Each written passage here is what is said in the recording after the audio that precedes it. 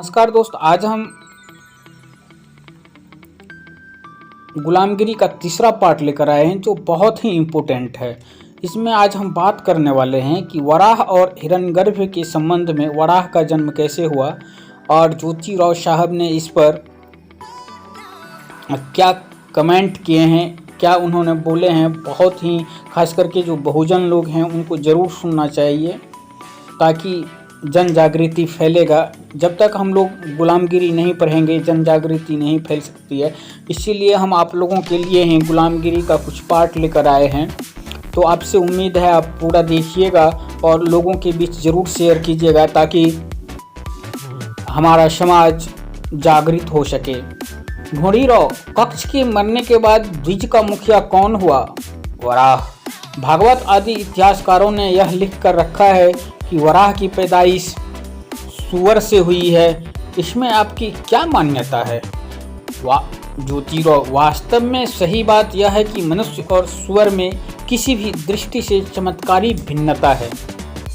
अपनी बात को अधिक स्पष्ट करने के लिए और तुम्हारा पूरा समाधान हो, इसीलिए यहाँ उदाहरण के तौर पर सिर्फ एक ही बात कहना चाहता हूँ कि वे अपने बच्चों को पैदा करने के बाद उनके किस तरह का व्यवहार करते हैं, यही सिर्फ हमें देखना है। मनुष्य जाति की नारी अपने बच्चों को पैदा करते ही वह उस बच्चे को किसी भी तरह का कष्ट नहीं होने देती और उसे बड़े प्यार से पालती पोसती है। लेकिन सुअरी कुतिया की तरह अपने पैदा किए पहले बच्चे को एकदम खा लेती है, उसके बाद दूसरे बच्चे को पैदा करती है। इससे यह सिद्ध होता है कि वराह की सुअरी माता ने अपने जाति के बच्चों को खाकर बाद में उस मानव सुअर को पैदा किया होगा। किंतु भगवान आदि ग्रंथकारों के अनुसार वराह यदि आदि नारायण का अवतार है तो उसकी सर्वज्ञता और समान दृष्टि को दांव लगा या नहीं? क्योंकि वराह आदि नारायण का अवतार होने की वजह से उसको पैदा करने वाली सुअरी को उसके बड़े सुअर के भाई को मार नहीं खाना चाहिए। उसने इसके लिए पहले से कुछ बंदोबस्त क्यों नहीं कर रखा था? हाय पद्मा, सुअरी वराह आदि नारायण की माँ ही तो है ना, और उसने इस तरह से अपने नन्हे मुन्ने अबोध बालक की हत्या क्यों की? बाल हत्या शब्द का अर्थ सिर्फ बच्चों को जान से मारना ही होता है, फिर वह बच्चा किसी का भी क्यों ना हो। किंतु इसने अपने पैदा किए हुए अबोध बच्चे को ही हत्या करके उसको खा लिया। इस तरह के अन्याय का अच्छा अर्थबोध हो ऐसा शब्द किसी शब्दकोश में खोजने से भी नहीं मिलेगा। यदि इसको डाकनी कहा जाए तो डाकनी भी अपने बच्चों को नहीं खाती।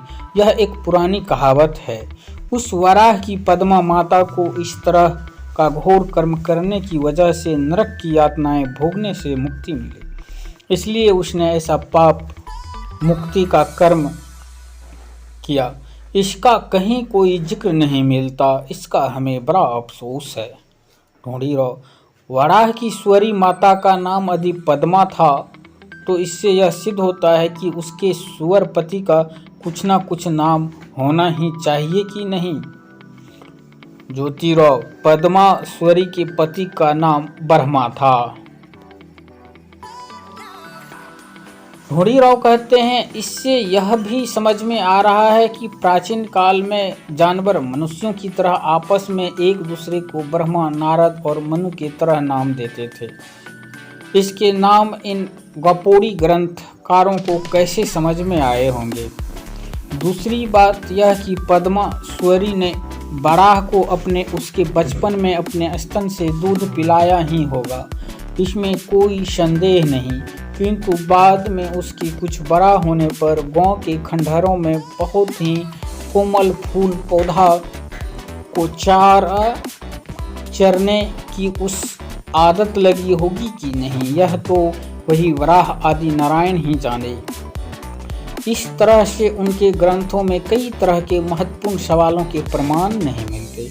इसीलिए मुझे लगता है कि धर्म ग्रंथों में लिखा यह सब झूठ है कि वराहस्वरी से पैदा हुआ है, और इस तरह की झूठ मूठ की बातें शास्त्रों में लिखते समय उन ग्रंथकारों को लज्जा भी नहीं आई होगी। ज्योतिराव, यह कैसी बेतुकी बात है कि तुम्हारे जैसे ही लोग तरह के झूठ मूठ के ग्रंथों की शिक्षा की वजह से ब्राह्मण पंडा पुरोहितों और उनकी संतानों के पांवों को धोकर पानी भी पीते हैं। अब तुम ही बताओ, इसमें तुम निर्लज हो या वे? ढोंडीराव कहते हैं, खैर इस सब बात को अब छोड़ दीजिए। आपके ही कहने के अनुसार मुखिया का नाम वराह कैसे पड़ा? ज्योतिराव, क्योंकि उसका स्वभाव, उसका आचार व्यवहार, उसका रहन सहन बहुत ही गंदा था, और वह जहाँ भी जाता था वही जंगली सुअर की तरह झपट्टा मारकर अपना कार्य सिद्ध करता था। इसी की वजह से महाप्रतापी हिरण्यगर्भ और हिरण्यकश्यप नाम के 2 क्षत्रिय थे। उन्होंने उसका नाम अपनी निषेध की भावना व्यक्त करने के लिए सुअर अर्थात वराह रखा। इससे वह और बखला गया और उसने अपने मन में क्रोधित प्रतिशोध की भावना रखते हुए उनके प्रदेशों पर बार बार हमले करके वहां के सभी क्षेत्रवासियों को तकलीफें दे करके अंत में उसने एक युद्ध में हिरण्यगर्भ को मार डाला।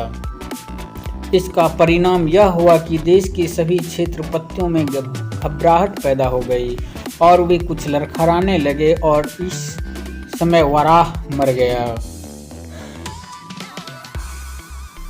तो दोस्तों, ये था तीसरा पार्ट। अगर अच्छा लगा है तो लाइक ज़रूर कीजिएगा। धन्यवाद।